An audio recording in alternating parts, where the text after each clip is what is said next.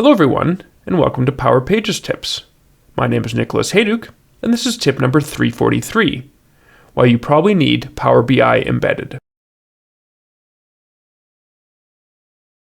So you've built a beautiful Power BI report that you want external users to be able to access. These people don't have Entra ID accounts, and you're not going to license them all for Power BI individually.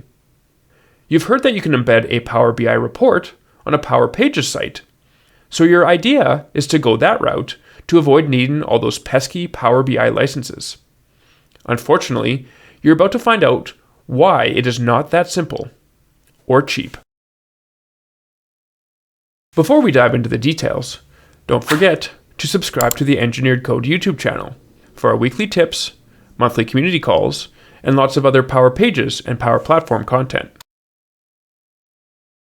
While Power Pages does support adding Power BI reports and dashboards to the site, it doesn't include any Power BI licensing, so you still need to appropriately license everyone viewing your Power BI stuff. If your site is for internal users, and they are logging in with Entra ID, you can accomplish this by licensing each user with a Power BI license.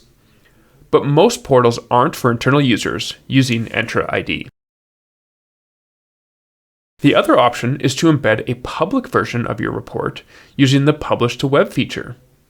But there is no way to have any user-specific security.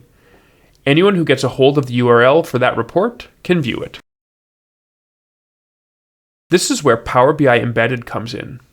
It allows you to license Power BI not by user, but by capacity. Think of it like getting your own Power BI server. In this case, users don't need their own individual licenses. You're covered at the server level. Since most portals are meant for these external audiences, if you want Power BI on your site, don't forget to consider the licensing implications of Power BI Embedded. Thanks for watching, and I hope you found the Power Pages tip number 343 on why you probably need Power BI Embedded useful.